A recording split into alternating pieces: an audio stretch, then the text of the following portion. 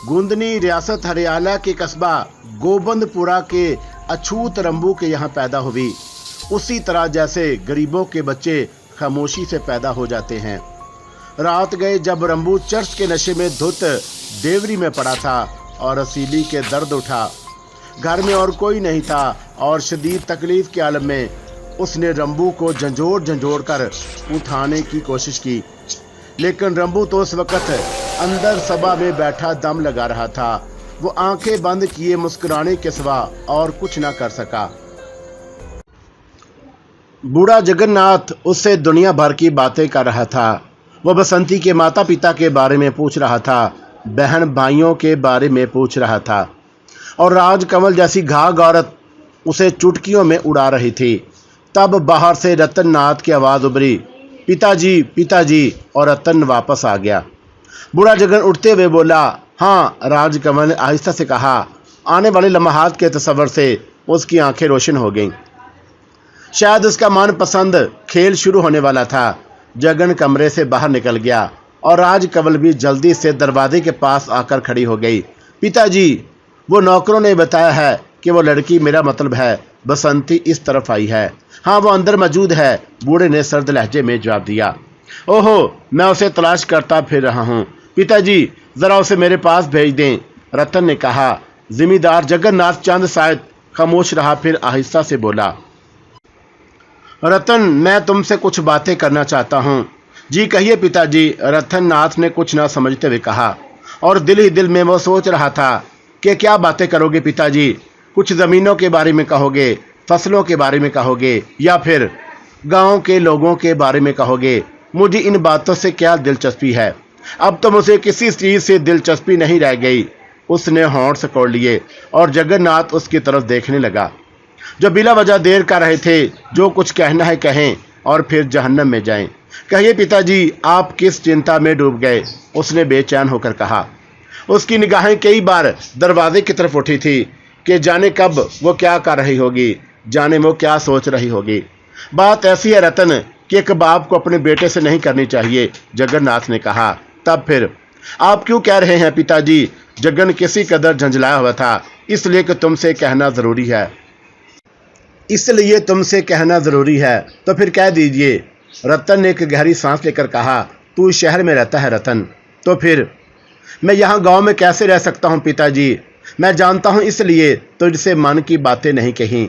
मैं अब भी नहीं समझा पिताजी, कैसे बताऊँ पगले, मैं भी तो मनुष्य हूँ। ये बात तो खुद मैं भी जानता हूँ पिताजी कि आप मनुष्य हैं। मेरे सीने में मन नहीं है क्या? है, भगवान की सौगंध है। रतन को अपने बाप की दिमागी कुव्वतों पर शुबा होने लगा था। अकेले में मेरा मन नहीं घबराता क्या? बड़े मियाँ बोले। अकेले में? मगर आप यहाँ अकेले कहाँ हैं पिताजी? नौकर चाकर हैं, सब भी तो यहाँ मौजूद हैं। रतननाथ ने हैरानी से कहा, इनमें कोई अपना कहाँ है जगन्नाथ? अरे सब ही तो अपने हैं, क्या आपको उन पर एतबार नहीं? सब ही तो आपसे प्रेम करते हैं पिताजी, आप ऐसे क्यों सोचने लगे हैं?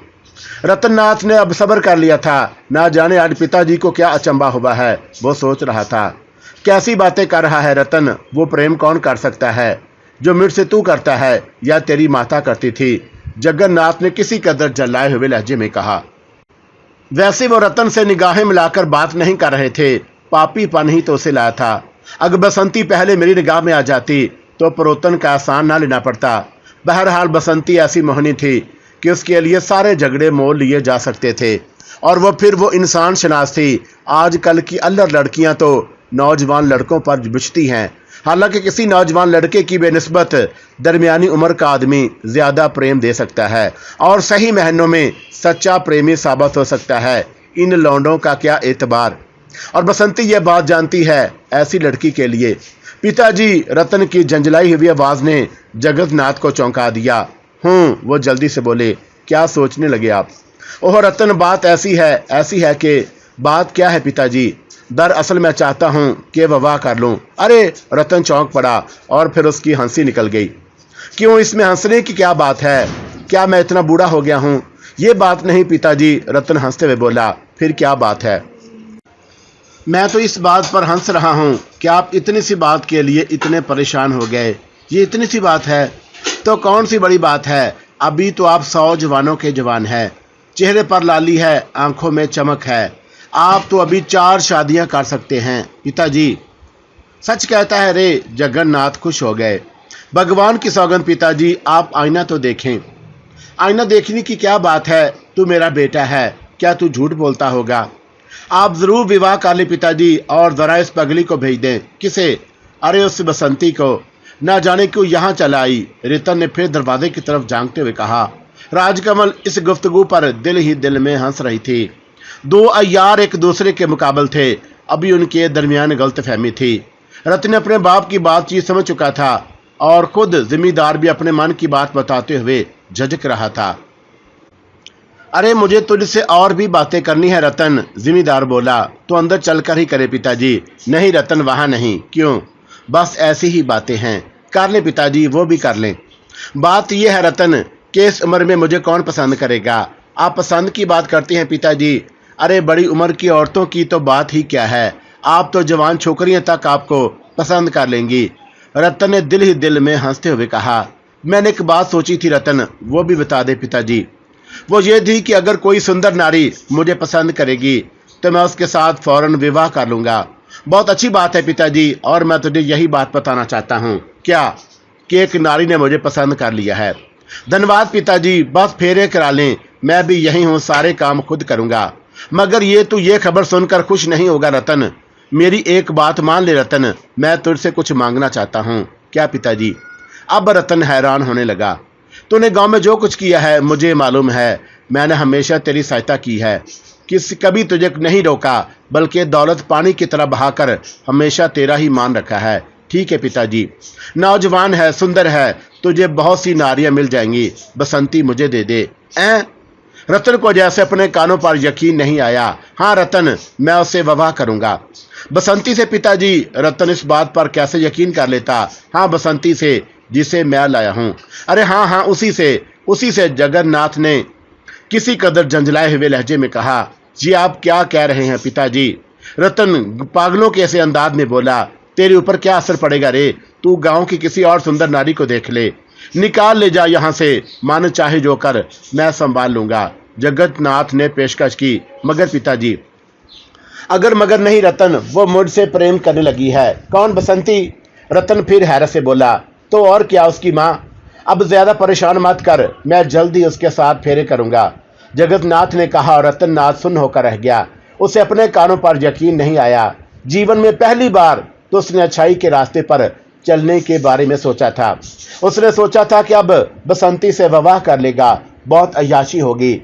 उस प्रेम करने वाली नारी का मन तोड़ना अच्छा ना होगा, उसे धोखा देना भी ठीक नहीं। उसने मेरी खातिर बलिदान लिया है। रही सैरो तफरी की बात, तो गांव की उस अल्लड़ लड़की को तो पता भी नहीं चलेगा। जो दिल चाहे करते रहो। लेकिन ये पिताजी क्या कर रहे हैं? अब सोच क्या रहा है? भाग यहाँ से, जगन्नाथ ने मुस्कुराते हुए कहा। पिताजी। रतननाथ ख्वाब के आलम में बोला। क्या बात है रतन? वो मुझसे प्रेम करती है पिताजी, यहाँ के साथ न्याय होगा। तो अब तक उसके बारे में सोच रहा है? जगन्नाथ बिगड़ते हुए मुंह के साथ बोला। हाँ पिताजी, मैं उसे नहीं छोड़ सकता। प्रेम करता है उससे? हाँ पिताजी, जीवन में पहली बार। तुझे प्रेम हुआ है? क्यों? जगन्नाथ तंजी अंदाज में बोले। ये सच है पिताजी, रतन ने कहा। रतननाथ, तू मेरी औलाद है। ठीक है पिताजी, लेकिन मुझसे ज्यादा तुझे और कौन जान सकता है? तू जीवन में किसी से प्रेम नहीं हो सकता। तू एक बनूरा है। रंग बिरंगे फूलों से तुझे प्रेम जरूर है, लेकिन किसी एक फूल के साथ जीवन बताना तेरे बस की बात नहीं। भगवान की सौगंध पिताजी, ये बात नहीं है। बस रतन, बस। अब मैं ज्यादा ना सुन सकूंगा। बसंती को अब अपनी माता समझ। जा, अब जा, यहाँ से चला जा। पिताजी, वो मर जाएगी। रतननाथ पागलों की तरह बोला। तेरे प्रेम में ना? जगन्नाथ ने गर्दन हिलाई। हाँ, वो मुझसे प्रेम करती है। भगवान की सौगंध, तुम मुझसे पूछ तो लो। अरे अच्छी तरह जानता हूं तुझे। बस रतन, इससे पहले कि मन तेरे तरफ से खराब हो जाए, यहाँ से चला जा, जगन्नाथ ने बिगड़े हुए लहजे में कहा। रतन की आंखों में अंधेरा छा गया। उसकी समझ में नहीं आ रहा था कि यह सब कैसे हो गया। वो परेशान निगाहों से जगन्नाथ को देख रहा था। फिर वो आहिस्ता से बोला।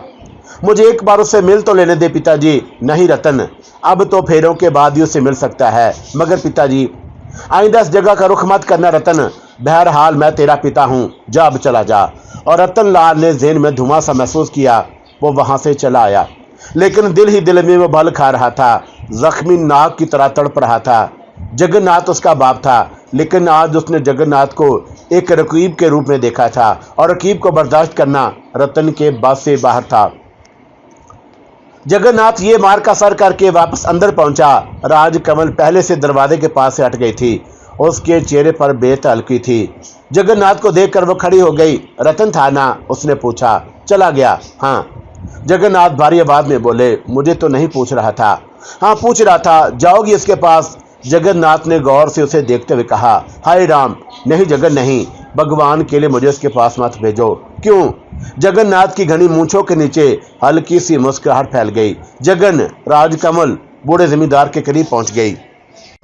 अब मैं उसके पास नहीं जाऊंगी, अब तो मैं कहीं नहीं जाऊंगी जगन, अब तुम्हारे पास से कहीं और जाने को मन नहीं करेगा।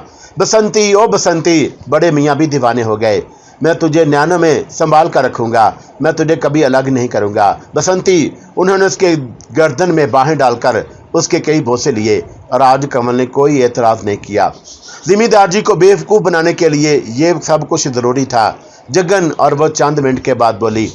मेरे बसंत, जगन्नाथ ने प्यार से जवाब दिया। मैंने बुरा तो नहीं किया। क्या बसंत? मेरी वजह से तुम्हारा बेटा तुमसे रूठ गया, उसमें तुम्हारी क्या गलती है बसंत?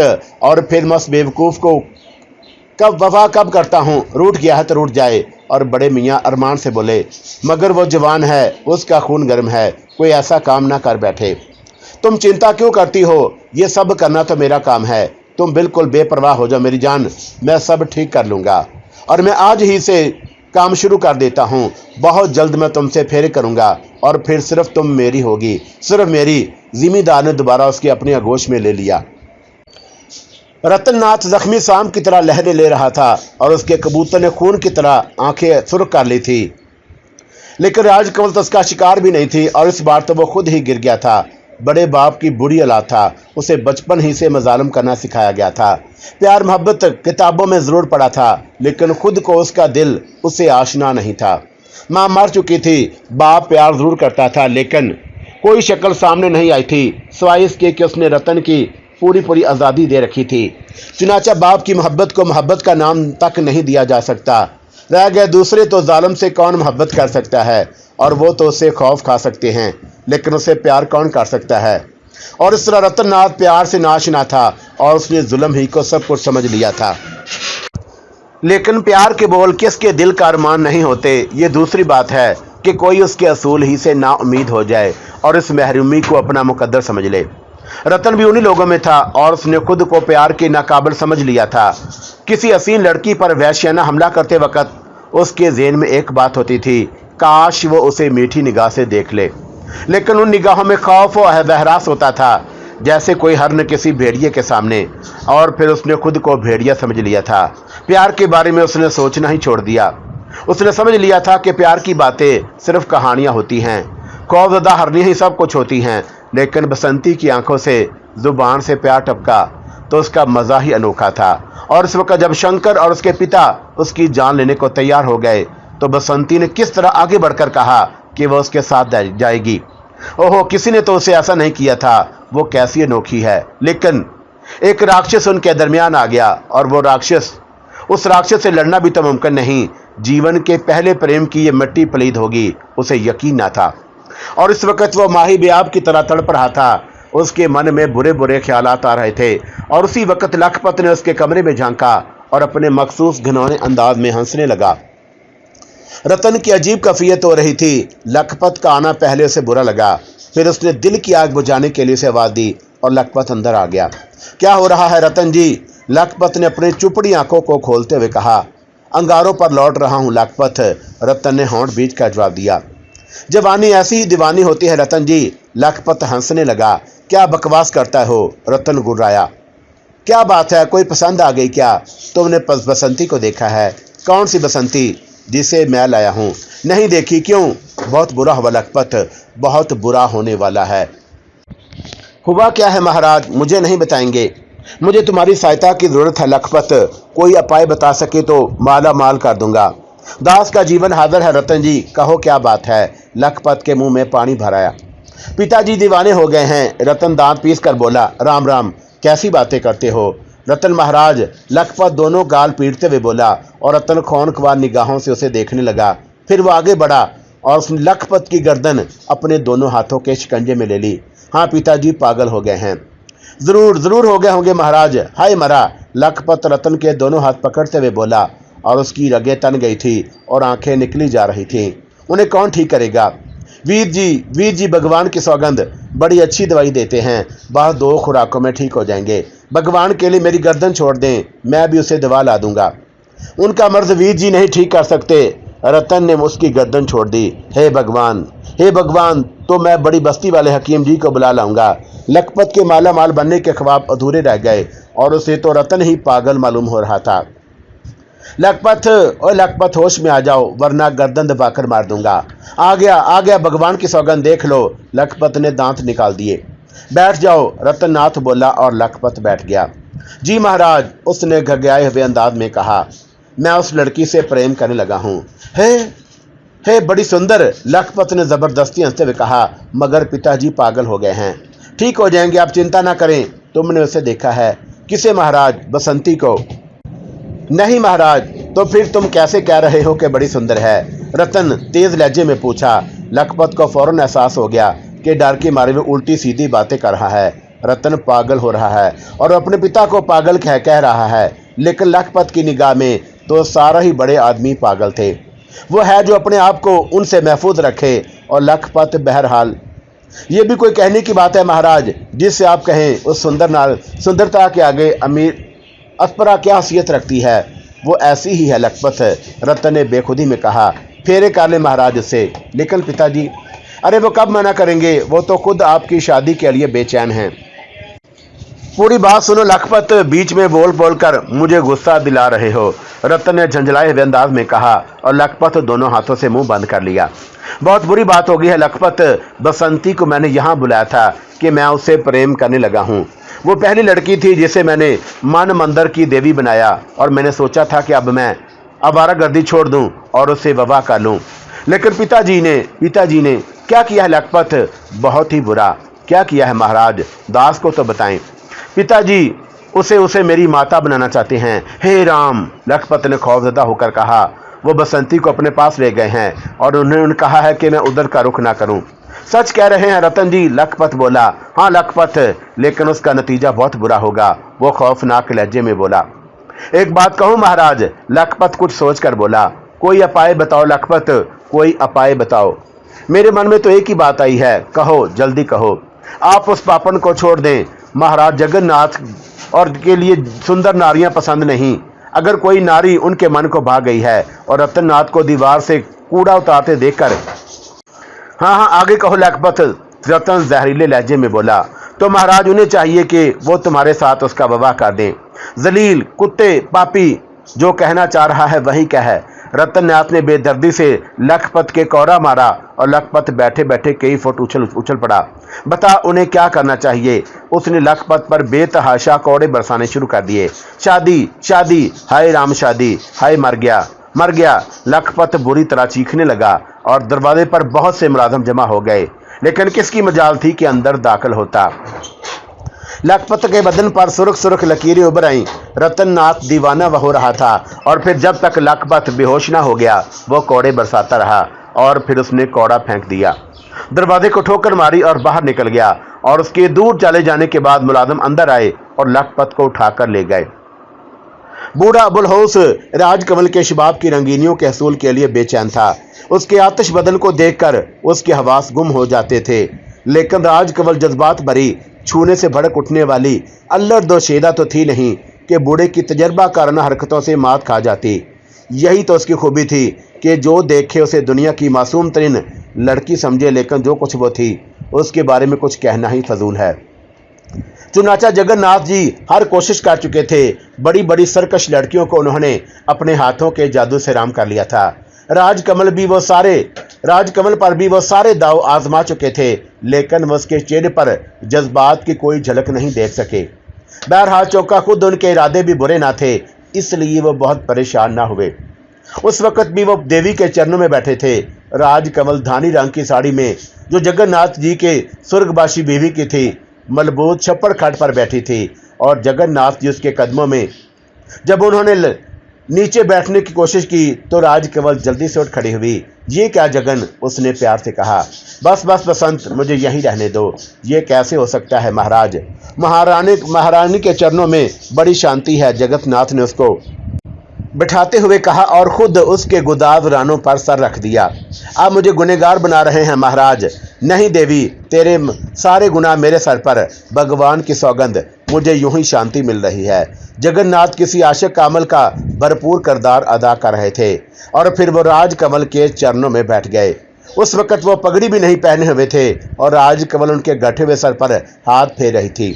बसंत, जगन्नाथ ने उसके घुटने से गाल रगड़ते हुए कहा। जी, राजकमल प्यार से बोली। तूने मुझे में क्या देखा जो तूने रतननाथ जैसे बांके जवान को ठुकरा दिया? जगन, राजकमल ने मुस्कुराहट दबाते हुए प्यार भरे लहजे में कहा। मैंने रतन को पसंद तो नहीं किया था। उनका प्रेम तो यूं भी किसी बारिश के नाले की तरह है, शोर मचाता हुआ, तूफानी, और उसके साथ तो मैं असली आ गई थी कि वह सरकश है, हंगामा करेगा। और फिर तुम्हें मैं कैसे पसंद आ गया? आप महाराज, आपकी आंखों में प्रेम सागर है, आपके नैनों का काजल ठहरा ठहरा है, आपकी मुस्कुराहट में समुंदर है, आपके अंदाज में वकार है, आपका प्रेम ज्यादा पायदार है महाराज, और मेरे मन ने आपका प्रेम स्वीकार कर लिया। ओह बसंत, भगवान की सौगंध, मैं जीवन भर तेरे चरण धो धो कर पीऊंगा, तुझे यहाँ कोई तकलीफ ना होगी। मैं हर वो काम आंखें बंद करके करूंगा जो तू कहेगी। मुझे विश्वास है, मेरे ऊपर विश्वास है तुझे पूरी तरह। तब मेरे बाजों में आ जा, अपना शरीर मेरे शरीर में समोकर हर तरह की दूरी खत्म कर दे। मैं बेकल हो रहा हूँ, मैं तेरी चाह में पागल हो रहा हूँ। तुम ब्राह्मण हो जगन, राजकमल संजीदगी से बोली। हाँ, खरा ब्राह्मण, पाप पुण्य समझते हो, देखा नहीं। सुनो जगन, भगवान की सौगंध, मेरे मन में भी तुम्हारे पास आने को मचल रहा है। मैं भी ऐसा ही बेकल हूँ जैसी तुम, लेकिन तुम खरे ब्राह्मण हो और मैं तुम्हें पाप ना करने दूंगी, क्योंकि अगर जज्बात में आकर मैंने तुम्हारी बात मान ली तो इस पाप में मैं भी उतनी शरीक होंगी जितने तुम। ओहो, मगर मैं मन की आग कैसे बुझाऊं? जगन्नाथ ने कहा। मन को शांत करो, सच्चे मन से प्रेम करते हो तो इस समय का इंतजार करो जब फेरे हमें हमेशा के लिए एक दूसरे से बांध दें, राजकमल ने कहा। जगन्नाथ उसे देखने लगे और उस वक्त राजकमल के चेहरे पर सचमुच उन्हें किसी देवी का सा तकद्दुस नजर आया और उनका दिल अकीदत से भर गया और उसके पैरों के पास से पीछे हटे और फिर उन्होंने उसका हाथ चूम कर छोड़ दिया। सच कहती हो बसंत, मन का पाप जीवन भर शांत नहीं होने देता। मैं इंतजार करूंगा। तुम बहुत अच्छे हो जगन, राजकमल ने प्यार से कहा। बस अब तुम आराम करो, मैं चलता हूँ। ठीक है, राजकमल उठ खड़ी हुई और जगन्नाथ उसके कमरे से निकल गया। राजकमल उसे देखती रही और जब बूढ़ा बेवकूफ निगाहों से उजल हो गया तो वह बेसाख्ता हंस पड़ी। वाह भगवान, इन बूढ़े आशिकों से तो अब मैं तंग आ गई हूँ। उसने दरवाजा बंद कर लिया और फिर उसकी निगाहों में रतननाथ का चेहरा घूम गया। लड़का तो अच्छा है मगर मेरी तो उससे दुश्मनी है। मेरा उसका रिश्ता प्रेम का नहीं, दुश्मनी का है, और दुश्मन कैसा ही सुंदर हो, दुश्मन होता है। और फिर शंकर का दुश्मन, शंकर का चेहरा उसकी निगाहों में उभर आया। लड़कियों की तरह शर्माने वाला कवि हैकल मर्द, उसका तो कोई जवाब नहीं था। जंगल में खिले हुए फूल की तरह जिस पर किसी की निगाह न पड़ी हो। तो राजकमल ने मर्दों से इस हद तक मुतासर होना छोड़ दिया था कि उन्हें अपनाने के बारे में सोचने लगे। तो हम यही बात काफ़ी थी कि कोई उसके मन को इस हद तक भाग गया था और वो उसके लिए किसी को दुश्मन समझ बैठी थी। वो उसके लिए सब कुछ करने को तैयार हो गई और बहरहाल ये बहुत बड़ी बात थी जिसकी तवक्का राजकमल से नहीं रखी जा सकती।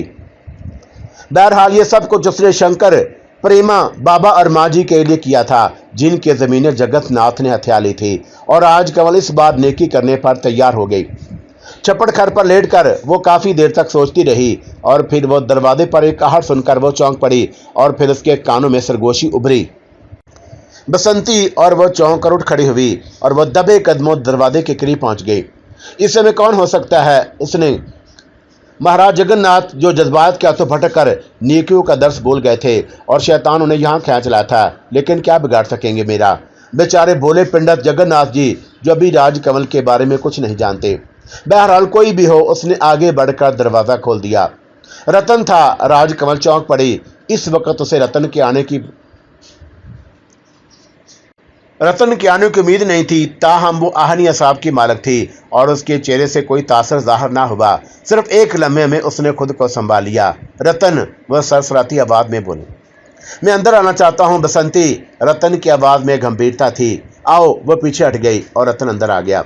वो गहरी गहरी सांसें ले रहा था और उसके चेहरे पर मुर्दनी सी छाई हुई थी। बसंती, उसने आहिस्ता से पुकारा। मेरे रतन। राजकमल ने आगे बढ़कर उसके सीने पर सर रख दिया। रतन ने दरवाजे की तरफ देखा, प्यार से राजकमल का सर पीछे हटाया, मुड़ा और वह दरवाजा बंद कर दिया। फिर उसके दोनों हाथ राजकमल के शानों पर पहुंच गए। बसंती, तो क्या तू खुश नहीं है? किस बात से रतन? पिताजी के प्रेम थे। रतन के लहजे में तलखी घुल गई। रतन, क्या तुम मुझे 20वां समझते हो? क्या मैं ऐसी ही कलंकनी हूँ? क्या तुम मुझे पिताजी के लिए यहाँ लाए थे? बसंती, रतन चीख पड़ा। बोलो रतन, मेरी बात का जवाब दो। क्या मैं तुम्हारे सारे इसलिए आई थी कि तुम्हारे पिताजी पर डोरे डालूं? क्या मैंने तुम्हारे पिताजी से प्रेम किया था? मगर बसंती, फिर तुम इधर क्यों आई? मुझे क्या मालूम था रतन कि यहाँ कौन रहता है। ये तुम्हारी हवेली है, किसी राक्षस का स्थान तो नहीं। मैं यूं ही घूमते हुए इधर चली आई। फिर ये तो सोचो रतन कि संसार में किसी ऐसे पिता का वक़्त भी किया जा सकता है जो अपने सपूत का प्रेम हथिया ले। बसंती, भगवान की सौगंध बसंती, मेरे मन में सिर्फ यही कथा थी कि शायद तुम भी पिताजी की बातों पर रिझ गई हो, तभी मेरा मन दुखा है और मैं तुमसे क्षमा चाहता हूँ कि मैंने तुम्हारे बारे में ऐसी बुरी बात सोची। भगवान की सौगंध बसंती, फिर पिताजी से खुश नहीं हो तो मैं तुम्हें उनके हथे ना चढ़ने दूंगा। रतन की आवाज पुरजोश हो गई और आज कमला दिल ही दिल में मुस्कुराने लगी। यही तो उसकी चाल थी, यही तो उसकी ख्वाहिश थी। बहरहाल शिकार जाल की तरफ आ रहा था और शिकारी पूरी तरह से कामयाब था। मगर तुम करोगे क्या रतन? मैं बहुत कुछ करूंगा। मेरी रगों में जगन्नाथ ही का खून है और जी का खून ठंडा हो चुका है। वो उसे गर्म करने की नाकाम कोशिश कर रहे हैं, जबकि उनकी इस हरकत से मेरी रगों में दौड़ते हुए खून की तपश मेरे शरीर को पिघलाई दे रही है। मैं सच कहता हूं बसंती, उन्हें बड़ा नुकसान उठाना पड़ेगा, बहुत बड़े करतूत से दो चार होना पड़ेगा। रतन की आंखों से शोले निकल रहे थे।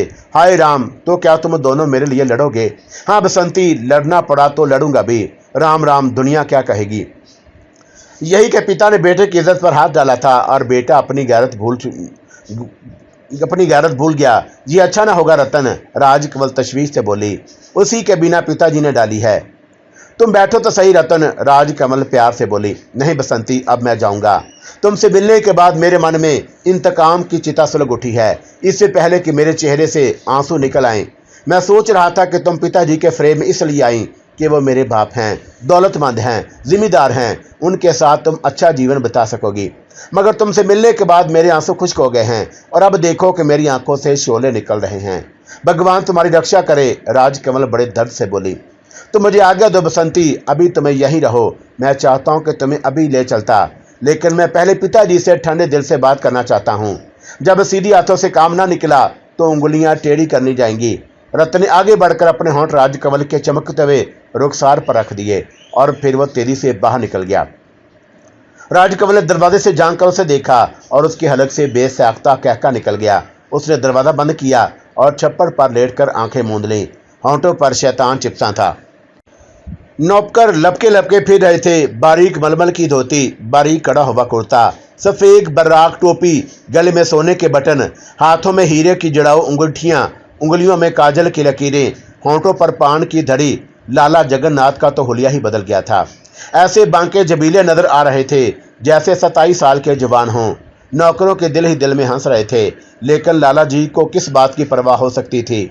उनके नैनों में तो राजकमल की मोहनी सूरत बसी हुई थी। आईना देखने के बाद उन्होंने खुद को राजकमल के काबिल समझ लिया। उन्हें यकीन था कि वो उनको देखते ही उन पर रिझ जाएगी। प्रेम तो वो पहले भी करती थी, अब वो उन्हें देखेगी, वो सोचेगी कि उसने गलती नहीं की। और इस ठाठ बाढ़ के साथ वो राजकमल के कमरे की तरफ चल दिए। दरवाजा खुला हुआ था। उन्होंने बड़े प्रेम से आवाज दी, बसंत, और फिर अंदर दाखिल हो गए। राजकमल फिर छप्पड़ खट पर सर टिकाए उदास बैठी थी। उसने श्रृंगार भी ना किया था। अरे बसंती, ऐसे क्यों बैठी हो? जगन्नाथ ताज्जुब से बोले। राजकमल ने निगाहें उठाकर जगन्नाथ को देखा और उसकी आंखों में प्यार उमड़ आया। वो छप्पड़ खट से नीचे उतर गई, आगे बढ़कर और जगन्नाथ की बुलाएं ले ली। भगवान आपको सदा सुखी रखे। फिर उसने अपनी आंख पर उंगली फेरी और काजल का टीका जगन्नाथ के माथे पर टिका दिया। नजर न लग जाए किसी वैरी की। और उसकी आवाज में सिसकियां थी। और प्रेम का ये मुजाहरा देखकर बड़े मियाँ का सीना कई इंच फूल गया। वो अपने आप को जवानों का जवान समझने लगे। उन्हें यकीन आ गया कि इस समय सुंदर से सुंदर नारी उन्हें देखकर दिल पकड़ कर रह जाएगी, और वह उसका अंदाजा उन्हें राजकमल की हालत देखकर हो गया था। मगर तुमने ये क्या हालत बना रखी है बसंत? कुछ नहीं, राजकमल ने गर्दन झुकाकर कहा। मेरी बसंत, बताओ तो सही क्या बात है? अपने दास को नहीं बताओगी? जगन्नाथ ने आगे बढ़कर राजकमल के दोनों बाजू पकड़ लिए। क्या बताऊं, कैसे बताऊं? राजकमल सिसकी लेकर बोली। तुम्हें मेरी सौगंध बसंत, बताओ क्या हुआ, क्या बात है? मैं तो सोच रहा था कि तुम्हारे मुखड़े पर फूल खिलेंगे, तुम्हारी आंखों में कमल तैर रहे होंगे, तुम 16 श्रृंगार किए मेरी बाट तक रही होगी, मगर तुम तो उजड़ी उजड़ी सी बैठी हो, आने वाले समय से डर रही हो। जगन, राजकमल आहिस्ता से बोली, आने वाला समय, वो तो समय ही बड़ा ही सुंदर होगा रानी। तुम मेरी आंखों का काजल होगी, मैं तुम्हारे नैनों का सुख। हम कहीं सैर करने चलेंगे। जगन्नाथ सरशार लहजे में बोले। भगवान करे ऐसा ही हो। राजकमल उदासी से बोली। तुम्हें शक है रानी? नहीं नहीं, मगर राजकमल खुश खोंटों पर जुबान फेर कर बोली। मगर क्या बसंत? भगवान के लिए बताओ कि तुम्हारे मन में क्या है? कुछ नहीं जगन, कुछ नहीं, राजकमल ने खौफजदा अंदाज में जवाब दिया। कोई बात जरूर है बसंत, मुझे क्यों नहीं बताती? क्या तुम्हें मेरे ऊपर विश्वास नहीं है? बहुत विश्वास है जगन। भगवान तुम्हें अदाकारी करने में राजकमल अपना सानी नहीं रखती थी। इस वक्त भी वह शानदार अदा कर रही थी।